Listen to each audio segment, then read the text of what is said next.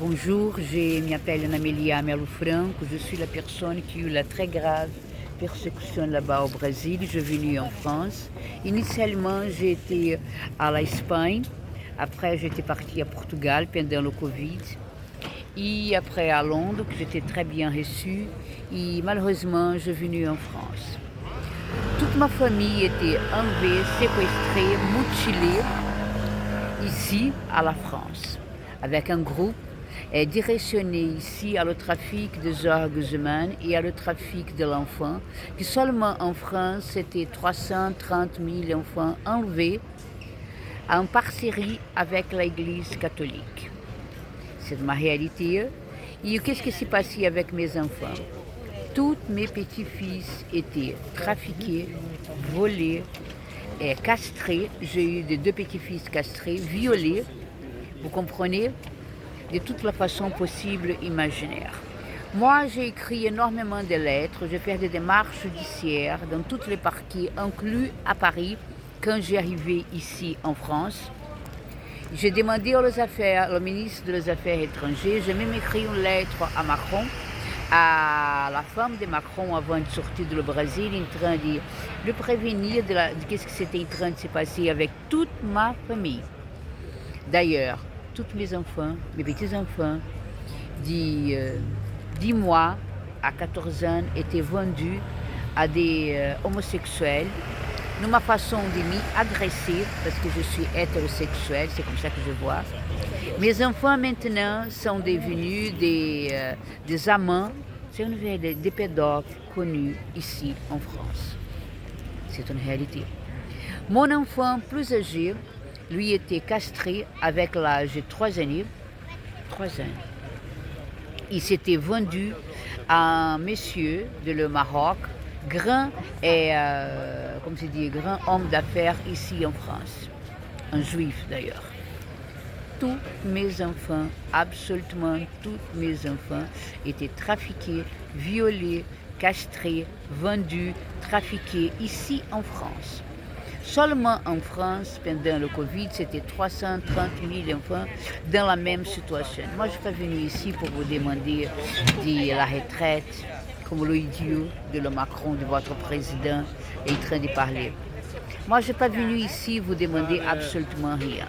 Moi, je suis venue ici pour une démarche judiciaire et je crois que la franc-maçonnerie est devenue gaga, devenue vieille, devenue dehors de son temps. C'est moi ici à la ville de Saint-Tropez, la personne qui peut faire des bénévoles pour tout le monde, inclus les Ukrainiens, que je n'ai rien à foutre. Je n'ai jamais été allé à Ukraine. J'ai aucun intérêt d'aller à la Ukraine. Je m'en fous tout à fait pour la guerre de l'Ukraine. Mais quand même, j'ai aidé énormément des gens de la Ukraine ici, à la nourriture et tout ça. Vous comprenez? Non, moi.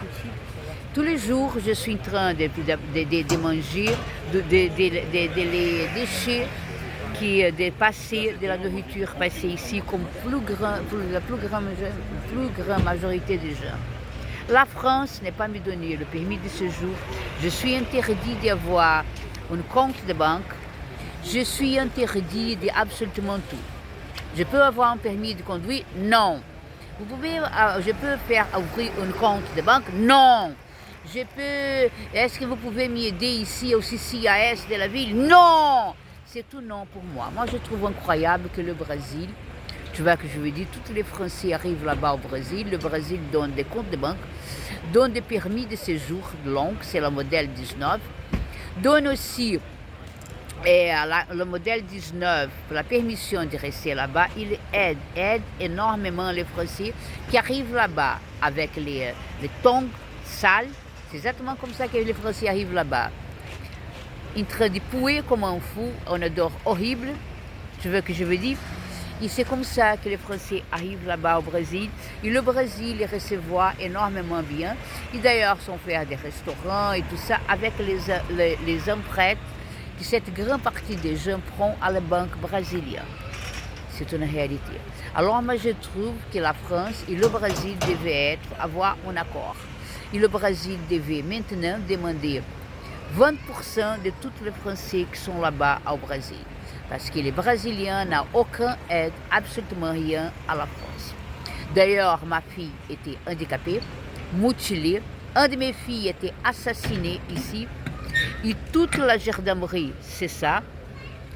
Inclus, c'est ça, inclut toute la cour de la Guignon et absolument tout. Et la France n'a rien fait. Et c'est ma obligation de la loi internationale, tu vois, d'une aide judiciaire, c'est l'accord de la carte maximum de la ONU, c'est un accord, c'est l'obligation. Tu comprends? C'est l'obligation d'aider les enfants et tout ça. La France n'a pas respecté mais aucun des démarches judiciaires à moi. Beaucoup, pour le contraire, sont en train d'aider à des gens qui sont enlevés, mes enfants, qui sont dans le trafic humain. C'est ça que je veux vous dire, Macron. Vous êtes un président de merde, vous n'avez rien compris de la vie, tu n'as pas de famille, et je trouve franchement que vous n'avez aucune possibilité, tu vois que je veux dire, d'administrer un pays comme la France. Parce que vous n'avez rien compris de la vie. Et la France avant, c'était très bien. Bonjour, monsieur. Dans la France avant, bonjour. La France avant, c'était très très bien. C'était magnifiquement bien. Et maintenant, c'est devenu de la merde à cause de votre administration. Je vous dis franchement, ce n'est pas une politique, c'est ma constatation.